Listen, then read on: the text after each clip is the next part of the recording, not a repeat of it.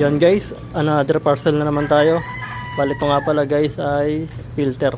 Order nga pala ako ng filter para sa aking carb na CPO or cool power. Yan o. Bali lalagyan ko nga pala yan ng filter. Mas trip ko talaga yung may filter. Bali ito, unbox ko muna to. Nabili ko siya sa halagang 117 lang.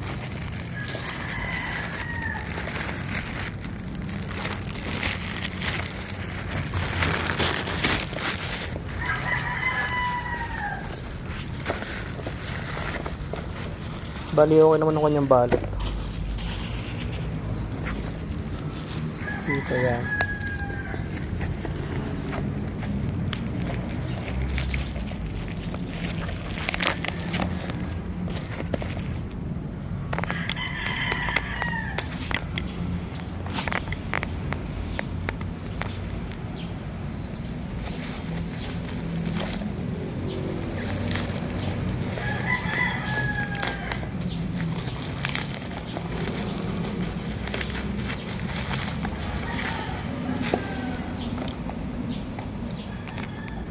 Bali yan, meron lang siyang kuting punit dito. Yan.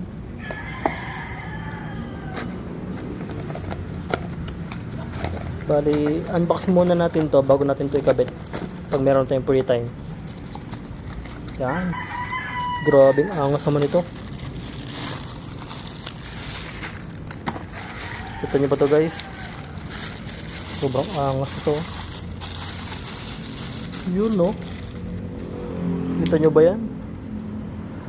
Power filter. Angas guys oh. Yan. Bali dito, kakabit ko yan dyan. Doon. Yun ang makikita nyo. Pumili nga pala ako ng malaking filter para naman yung hangin mas makapasok mga ayos. Yan. Bali may adjustment siya dito. Yan o. Pipili lang tayo ng kung sa sukat diyan. Feeling ko ito yung pinakamalaki. Yung sasakto sa ating curve. Sana sakto. Pag hindi sakto, yari tayo dyan. Ay guys, ito yung pinakamalaki. Subukan natin nilagay.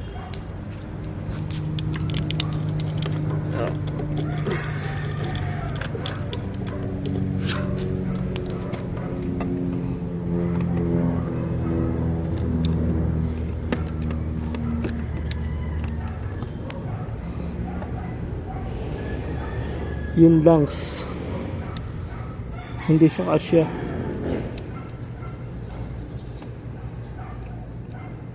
Kung yari tayo dito.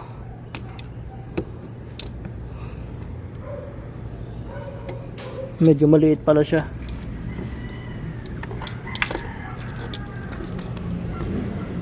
$45, $44.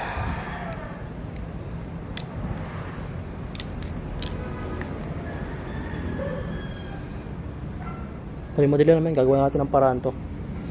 Ito lang naman papalakihin natin, ito lang. Dali lang yan. Gawin natin ng paraan. Pero yun lang guys. Napakaangas naman ito.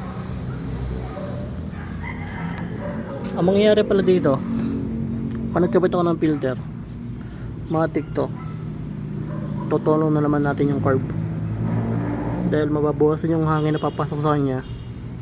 At halos gas na papasok, kaya mangyayari diyan kung kaya pang makuha sa ere, magbabawas tayo ng ere paluwag para mag-balance. Kasi kung lalagyan natin siyang filter, hihina ang hangin na papasok, dadami ang gas, kaya magluluwag tayo sa ere ng konti para makapasok ng ayos yung hangin at gas naman yung mabawasan din ang gas para mag-balance. Pag hindi rin kinaya, gagawin natin ay babawasan na tayo ng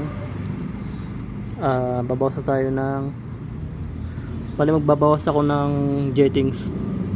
Kung naka 120 siya, bagawin ko siyang 118. yung main jet. Yun lang. At pag may free time na ako, kakabit ko na to. So guys, dito na lang.